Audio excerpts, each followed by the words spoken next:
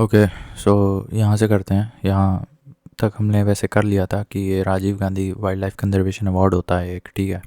And this is given not only to the wild life conservation programmes, forest wildlife officers, but also to certain institutions like FRI हो गया for example. मैं example बता रहा हूँ, ठीक है। नीरी हो गया, इनको भी मिल सकता है ये Rajiv Gandhi wild life conservation award, ठीक है।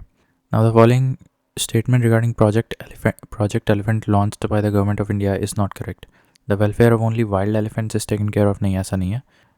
सभी प्रकार के एलिफेंट्स को in their natural habitat as well as in the wildness area, सभी प्रकार के एलिफेंट्स को कंजर्व किया जाता है।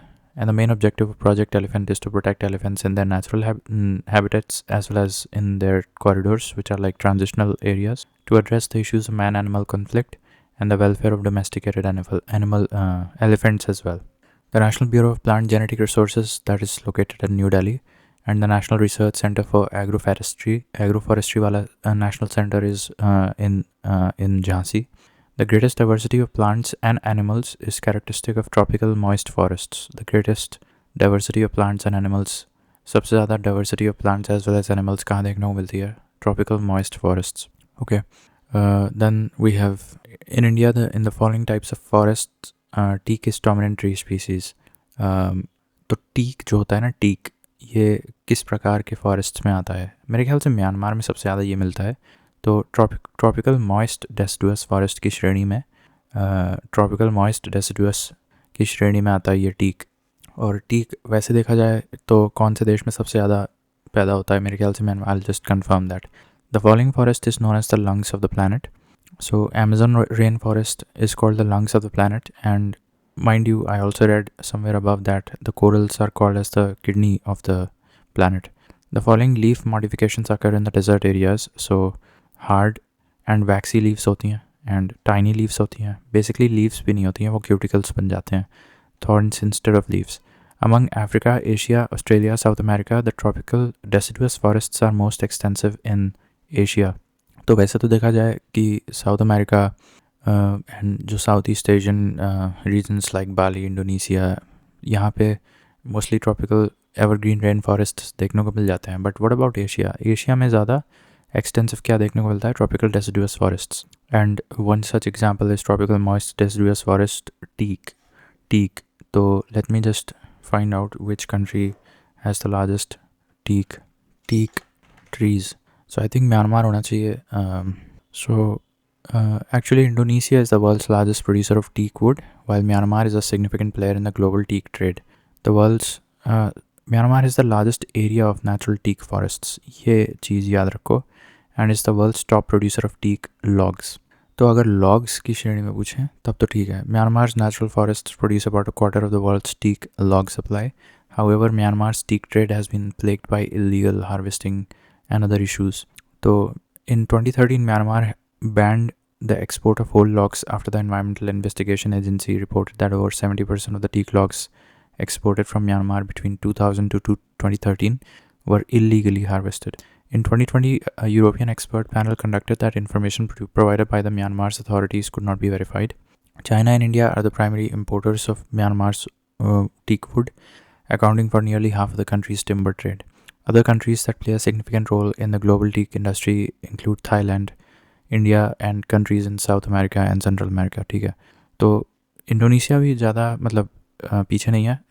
Myanmar as well as Indonesia are two largest producers of teak wood in the world, ठीक है। तो टीक फॉरेस्ट कवर के लिहाज से देखा जाए तो Myanmar is at the top. Teak logs के प्रोडक्शन के लिहाज से देखा जाए तो फिर Indonesia is at the top, ठीक है। और एशिया में सबसे ज़्यादा किस श्रेणी के मिलते हैं? Tropical moist deciduous forest. फिर हार्ड एंड ये हमने अडेप्टेशन देख लिया। Then among Africa, Asia, Australia and South America, the tropical deciduous forests are more extensive in Asia, ठीक है। Among Paschim Champaran, Gaya, Kaimur and Nawada, the districts which has a larger area under the dense deciduous forest cover. Now this is Paschim Champaran. This is not very important question because ये बिहार का हो जाएगा। The National Forest Policy 1988, afforestation and development of wastelands, इसमें एक provision था, and reforestation and replantation of existing forests, encouraging the wood substitutes and supplying other types of fuel, ठीक है। तो वुड एज अ फ्यूल का alternative खोज निकालना, that was also one of the provisions of the national forest policy 1988. Afforestation and development of wastelands भी एक provision था. With reference to red sanders, what is red sanders? Sometimes seen in the news. It is a tree species found in a part of South India. So, what is so special about red sanders? Red sander tree. The red sanders tree is a slow-growing endemic tree species in South India that is known for its rich redwood and many uses. The hardwood of the red sanders tree is used to make furniture, handicrafts, and musical instruments. The wood is also used to make incense. Dye के भी उसमें आता है, इस्तेमाल किया जाता है. अगर हम लोग को देखना हो कि एक रेड सैंडर से बना हुआ जो फर्नीचर है वो कैसा दिखता है, तो बिल्कुल डार्क क्रिम्जन रेड कलर का जो देखने को मिलता है, that is made of red Sanders tree. ठीक है, काफ़ी एग्जॉटिक स्पीसी है ये ट्री की, साउथ इंडिया में एंडेमिक है. It is a tree species found in the part of South India. Then the following statements are correct. The definition of critical wildlife habitat. This was introduced in the is incorporated in the Forest Rights Act 2006. तो critical wildlife habitat इस प्रकार की शब्दावली किस legislation में है? Forest Rights Act 2006 में है. For the first time in India, Baigas have been given the habitat rights. अब ये बहुत important point है. I did not know that. Baigas are like I think they are scheduled tribes of Chhattisgarh area, and they've been given habitat rights for the first time in India, probably under the provisions of this act. Okay, और क्योंकि उसके अंदर एक provision लिखा गया था critical wildlife habitat का. So this terminology is specific to this legislation, और इससे मैच द कॉलम करके पूछ सकता है. तो critical wildlife habitat is related to forest rights act. ठीक है. And Baigas were the tribes which were for the first time given habitat rights in India. The following is not major cause of wildlife extinction: fast-paced population growth. So population growth का कोई direct संबंध नहीं है wildlife loss से. As part of the scheduled tribes and other traditional forest dwellers, recognition of Forest Rights Act 2006, bamboo is a minor forest produce, which is correct. And the Scheduled Tribe and other traditional forest dwellers recognition of Forest Rights Act 2006 allows ownership of minor forest produce to forest dwellers. ठीक है, तो जो bamboo को tree की श्रेणी से हटा दिया गया था वो किस लेजिस्लेशन के तहत हटाया गया था? तो फॉरेस्ट राइट्स एक्ट 2006 के तहत हटाया गया था. What were the main objectives of the national forest policy, जो हम अभी ऊपर देखे थे, एक 1988 वाली आई थी, तो यही 7 नॉर्मल बोल बच्चन है. To ensure ecological balance, yes. To promote social forestry, that was not a part of the national forest policy 1988. 1/3 of the country's total land to be forested. Yes, that was the target of the National Forest Policy. No, that was not the target of National Forest Policy. That was कुछ और था वो. Encouraging public community participation in the forest management. So this is one of the fine questions that I encountered here. National Forest Policy कब आई थी? 1988 में. तो key features of national forest policy में ये एक तो सोशल फॉरेस्ट्री नहीं था. It was not a target of, ना कि 1/3 area to be covered in the forest. That was also not part of national forest policy 1988.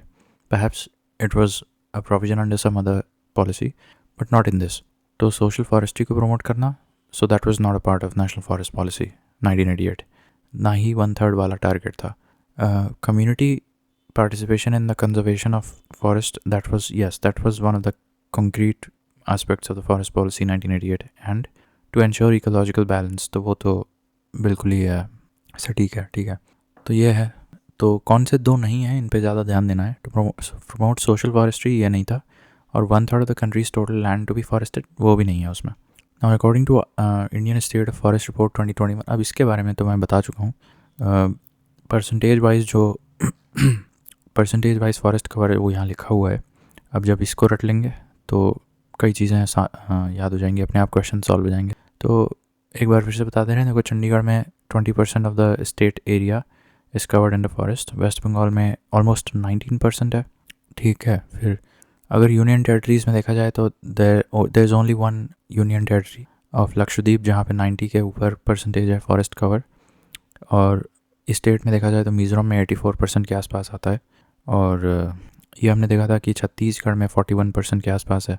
ये छत्तीसगढ़ है. और झारखंड में 29 है मेरे ख्याल से. हाँ, झारखंड में 29% है. बिहार में 7.8% है. MP में 25% है, और महाराष्ट्र में 14 या 15% है, मेरे ख्याल से 16% है।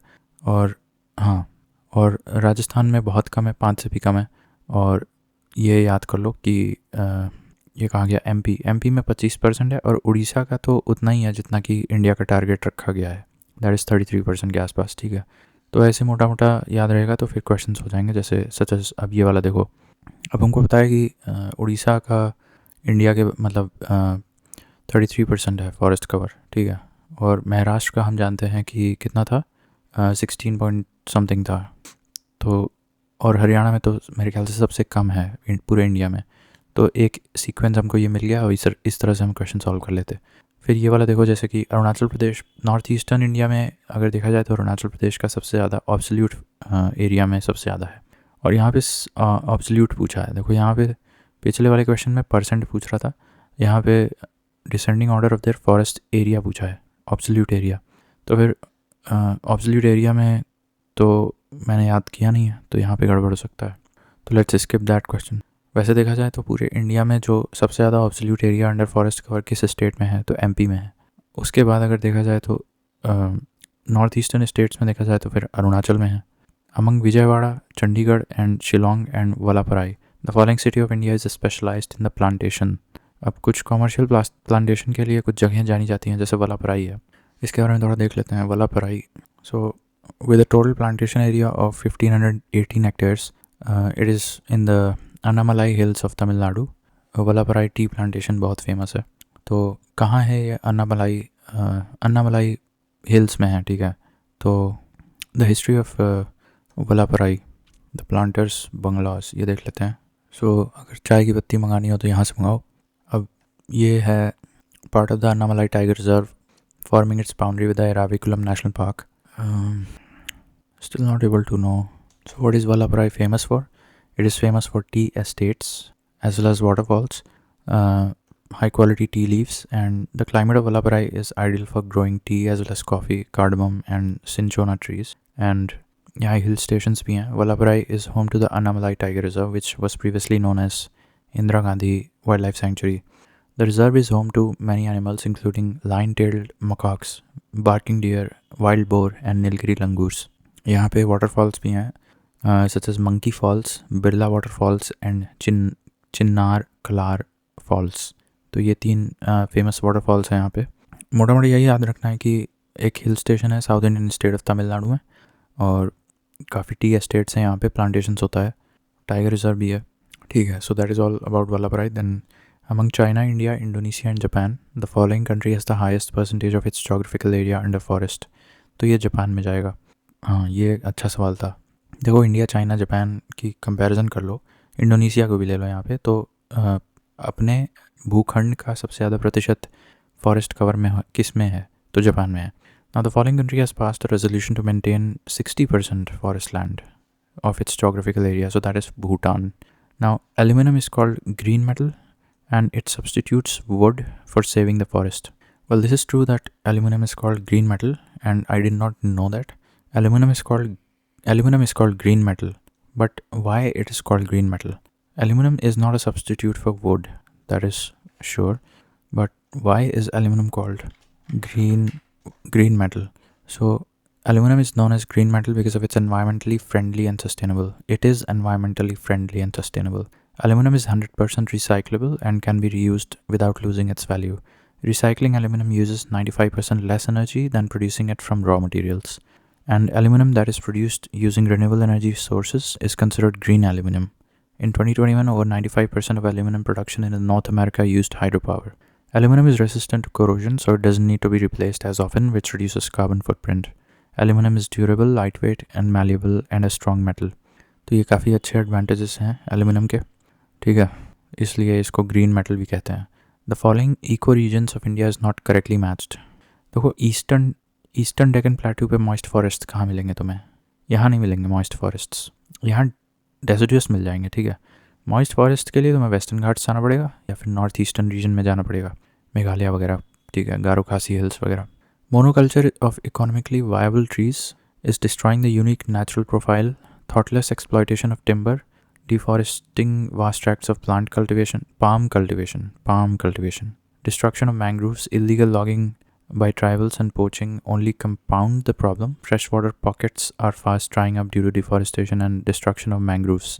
The place referred to this quotation is Sundarbans. ठीक है, अब सुंदरबन में मैंग्रोव बहुत ज़्यादा मिल जाएंगे और यहाँ ठीक है पाम कल्टीवेशन, ठीक है, तो सुंदरबन वाला एरिया है, यहाँ भी तुम्हें मिल जाएंगे मॉइस्ट ट्रीज, ठीक है. Now, in 2004, tsunami made people realize that mangroves can serve as a reliable safety hedge against coastal calamities. How do mangroves function as a safety hedge? The mangrove tree do not get uprooted by storms and tides because of their extensive roots. और वो water को भी मतलब रोक के रखते हैं थोड़ा कुछ हद तक. फिर और सॉइल इरोजन को भी चेक करते हैं, अगर इतनी डीप रूट्स होते हैं तो मिट्टी पकड़ के रखते हैं. Then coastal Odisha is most cyclone prone area of India. There is large, और reason ये है कि there is large amount of deforestation of mangroves in the Mahanadi Delta area. Well, that is also correct, but that's not the reason, is it? देखो, coastal Odisha is most cyclone prone area of India. ये सही से question frame नहीं किया है. In what sense it is most cyclone prone area of India? Are you assessing some sort of damage? If we include the damage, then the damage is due to extensive deforestation in that area.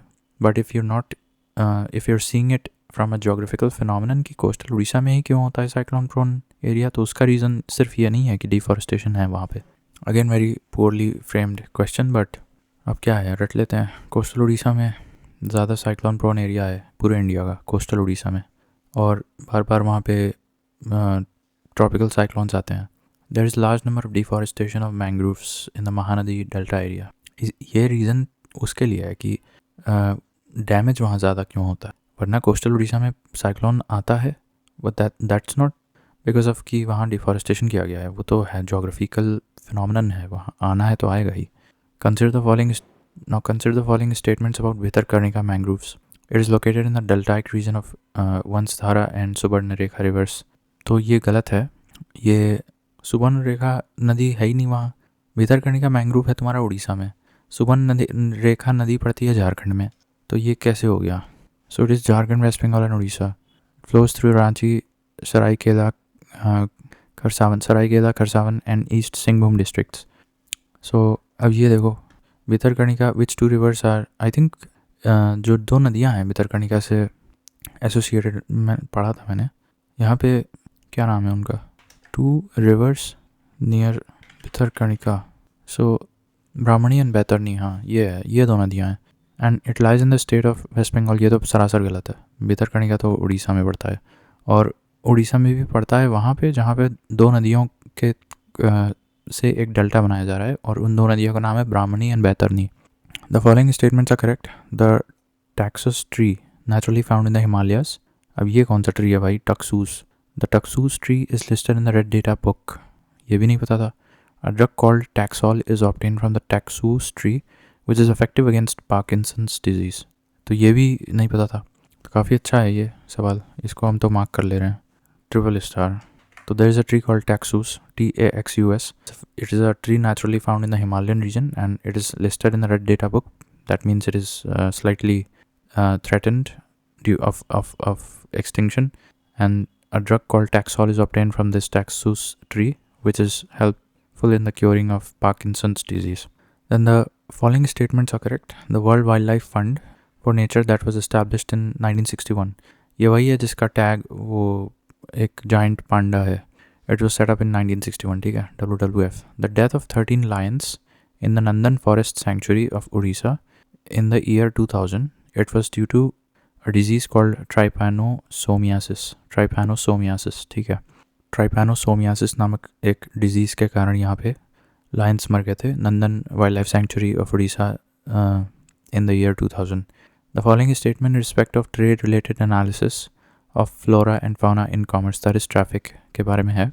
The mission of traffic is to ensure the trade in wild plants and animals is not a threat to the conservation of nature. हाँ, मतलब sustainable trade रहे, इतना ensure करता है traffic. Trade related to flora and fauna in commerce, ठीक है, is done in a sustainable way. The following animals are naturally found in India. So star tortoise यहाँ, and वो क्या बोलते हैं, इंडिजिनस कह लो या एंडेमिक कह लो. मॉनिटर लिजार्ड है, पिग्मी हॉग, ये सब इंडिया में मिलते हैं, बाहर नहीं मिलते हैं. बाहर जा भी सकते हैं तो फिर माइग्रेंट की तरह जाएंगे. They are endemic and indigenous to India. Star tortoise, pygmy hog and monitor lizard. Monitor lizard क्या नाम है. द फॉलोइंग लिस्ट और उनके साइंटिफिक नेम्स हैं, ठीक है. तो एनिमल है एशियाटिक वाइल्ड एस. अब इसका नाम है इक्वस हेमियोनस, ठीक है. और बारहसिंगा का है दुआऊ सेली, ठीक है. तो बारहसिंगा दुआऊ में याद रखना, ठीक है. दुआऊ सेली इस तरह से याद कर लो. एशियाटिक वाइल्ड एस, इसमें इक्वस हेमियोनस, ठीक है. फिर चिंकारा ये गजेला बेनेटी. चिंकारा का साइंटिफिक नेम होता है गजेला बेनेटी. और नील गाय का होता है, ये तो पता है, boselaphus. Then Pakhui wildlife sanctuary, ये कहाँ पे है. ये अरुणाचल प्रदेश में है, Pakhui wildlife sanctuary. And the following fauna of India are endangered. अब घड़ियाल हमने देखा था एंडेंजर्ड है. लेदर बैक टर्टल भी एंडेंजर्ड है और स्वॉम्प डियर भी एंडेंजर्ड है. अब वैसे तो क्रिटिकली एंडेंजर्ड वाले रटे होने चाहिए, बट कुछ 15 से 20 स्पीशीज़ जो कि एंडेंजर्ड है उनके भी नाम याद होने चाहिए. जैसे अभी हमने देखा था कि ये जैसे पिग्मी हॉग है, I think it is endangered in the EN category. Please confirm that. And they are also endemic to India. Star tortoise, monitor lizard, pygmy hog. और इनकी भी बात करें तो इंडियन वाइल्ड लाइफ स्पीशीज़ हैं, तो भी ये भी एंडेमिक टू इंडिया हैं. एशियाटिक वाइल्ड एस है जो इक्वस हेमोयस. बारहसिंगा को क्या बोलेंगे, दुआ वेली, ठीक है, दुआ सेली. चिंकारा है ये गजेला बेनेट. फिर नील गाय है बोसेलाफस. ये सब इंडियन स्पीशीज़ हैं. पखुई वाइल्ड लाइफ सेंचुरी बता दिए. फिर the following flora and fauna of India are endangered. घड़ियाल है, ठीक है. तो घड़ियाल क्या है, घड़ियाल और लेदर बैक टर्टल है और स्वॉम्प डियर है, ठीक है. लेदर बैक टर्टल, घड़ियाल and swamp dear. Swamp dear, घड़ियाल, स्वॉम्प डियर, घड़ियाल एंड लेदर बैक टर्टल. तो ये क्या है, घड़ियाल, leather back turtle and swamp dear, ये सब एंडेंजर्ड हैं और इंडिया में मिलते हैं. अब ये एक पेज और बचा है, इसको जल्दी से देख लेते हैं. देखो, एक प्रकार का ऊँट मिलता है, खराई कैमल. ये इसमें क्या विशेषता है. It is capable of swimming up to 3 kilometres in the sea water. तो ये समुद्र में छोड़ दो 3 किलोमीटर तक तैराएगा. It survives by grazing on mangroves, ठीक है. दलदली मैंग्रोव इलाकों में भी सर्वाइव कर लेता है. And it lives in the wild and can not be domesticated. तो ये बहुत ही जंगली होता है, ठीक है. तो इसमें से कौन से स्टेटमेंट सही हैं. ये तो भाई कैसा सवाल है, कैन नॉट बी डोमेस्टिकेटेड. ये तो तुम्हारे ऊपर है, तुम शेर को डोमेस्टिकेट कर सकते हो. सर्कस में तो खराई कैमल कौन सी चीज़ है, ठीक है. तो ये दोनों स्टेटमेंट सही हो जाएंगे, पहले दो. फिर among Japan, Indonesia, Suriname and Guyana, the following country has the largest percentage of its total area under forests. अब पूरे वर्ल्ड में देखा जाए तो सुरिनाम का ये सबसे ऊपर आता है. और वैसे एशिया में देखा जाए तो which country has in Asia, which country has largest tree नहीं forest cover. So that is कौन सा आएगा, the highest percentage of forest cover in Asia, that is 92.1%. That is Laos, followed by I think not followed by, Laos मान सकते हैं, ठीक है. The highest value was Brunei 72.1% and the lowest value was Oman. अब ये global बता रहा है, but I think Asian level पे देखा जाए तो highest percentage of forest cover तो वो लाओस जाएगा. Laos is the highest forest cover percentage wise in Asia. And world level पे देखा जाए तो Russia has the largest forest cover in the world, while Suriname has a high forest cover and low deforestation rate. Percentage wise में Suriname आगे निकल जाएगा. इन 2022 forest cover 95% of the land area in Suriname and 94% in Guyana and 92% in the Federated States of Micronesia. तो क्या याद करोगे इसमें, क्या याद करेंगे, हम याद करेंगे सुरिनाम, फिर गुयाना और माइक्रोनेशिया, ठीक है. सुरिनाम यहाँ लिख सकते हैं, यहाँ लिख लेते हैं सुरिनाम, गुयाना एंड माइक्रोनेशिया. ये परसेंटेज वाइज है, ध्यान रहे, ठीक है. फिर उसके बाद है mangroves are very specialized forest ecosystems of tropical and subtropical regions bordering certain sea coasts. सही है. They stabilize the shoreline and act as a bulwark against the encroachments by sea. ये भी सही है. Both ANR are true and R is the correct explanation. ठीक है. अमृता देवी स्मृति award ये किस लिए दिया जाता है, अमृता देवी अवार्ड. तो ये forest protection of forest and wild life के लिए दिया जाता है. तो मोटा मोटा ऐसे याद रख लो कि अभी हमने ऊपर पढ़ा था कि Rajiv Gandhi wild life conservation award, उसी से मिलता जुलता ये है अमृता देवी अवार्ड, ठीक है. The world tiger summit 2010 was held in Petersburg, ये फ्रांस. वर्ल्ड टाइगर समिट 2010 का पूछ रहा है, 2010 का लेटेस्ट वाला कहाँ हुआ है, वर्ल्ड टाइगर समिट 2024। देखो इंटरनेशनल टाइगर डे 29 जुलाई को होता है, and the World Tiger Summit, also known as the St. Petersburg Tiger Summit, was held in 2010. The summit was organized by the Global Tiger Initiative (GTI) to address the decline in tiger population. अब latest वाला तो कोई है नहीं, ठीक है, तो 2010 में हुआ था वो, सेंट पीटर्सबर्ग में हुआ था। ये कहाँ पे है? By it was conducted and organised by global tiger initiative. और ये कहाँ है सेंट पीटर्सबर्ग, वो देख लेना कहाँ है। तो फिर अमृता देवी हो गया, पीटर्सबर्ग हो गया। As a part of the wild life conservation efforts in Nepal and India, a new association by the name SAVE was launched. Recently, the objective of SAVE is to conserve tigers. So, as a part of wildlife conservation efforts in Nepal and India, a new association by the name SAVE was launched, and it particularly focused on the conservation of tigers. India और नेपाल का है, ठीक है। If you travel through the Himalayas, you're likely to see the following plants naturally growing there. Oak और rhododendron temperate forests की category में आते हैं और ये पहाड़ी इलाकों में मिलते हैं। यही बता दिया मैंने। Every year, a month-long ecologically important campaign festival is held during which certain communities, tribes, among Bhutia and Lepcha, Gond, Korku, Irula, Toda, Sahariya, Agaria, the following are such community tribes.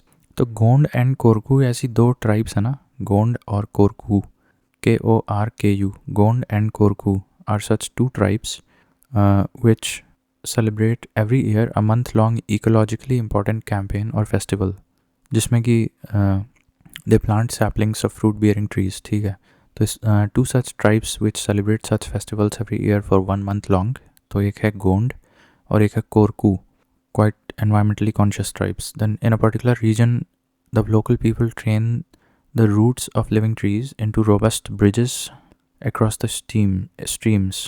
अच्छा, पेड़ की roots से पुलिया बना देते हैं नहर के किनारे across, ठीक है। As time passes, these bridges become stronger and these unique living root bridges are found in Meghalaya. ये अच्छा सवाल था। तो इस प्रकार के ब्रिजेस को मेघालय में बनाते हैं tribes. Then the Environmental Protection Act 1986 empowers the government of India to lay down the standards for emission or discharge of environmental pollutants from various sources. And ये जो है ना NTCA, ये स्टैचूटरी बॉडी है और इसके पीछे जो कानून है वो वाइल्ड लाइफ प्रोटेक्शन एक्ट है 1972। Similarly, National Ganga River Basin Authority is chaired by the Prime Minister. Then ये है फॉरेस्ट कंजर्वेशन एक्ट 1980 में आया था, बट ध्यान रहे फॉरेस्ट पॉलिसी 1988 में आई थी। Then the environmental protection act 86 में आया था। द एयर एक्ट क्या है? एयर एक्ट आया था 1981 में, और the water pollution control act 1974 में आया था, ठीक है। तो वाटर और एयर में पहले कौन सा आया? वाटर वाला पहले आया 1974। इसी साल हमारा एटॉमिक टेस्ट भी हुआ था अंडर इंदिरा गांधी रिजीम, ठीक है। मेरे ख्याल से पहला टेस्ट हुआ था वो 1974 में। तो याद रख सकते हो कि उसी साल फिर वाटर एक्ट आया था, water pollution and control act. फिर 81 में air pollution and control act आया था, ठीक है। अब ये जो मेघालय में रूट्स के ब्रिजेस बनाते हैं, इनको क्या बोलते हैं?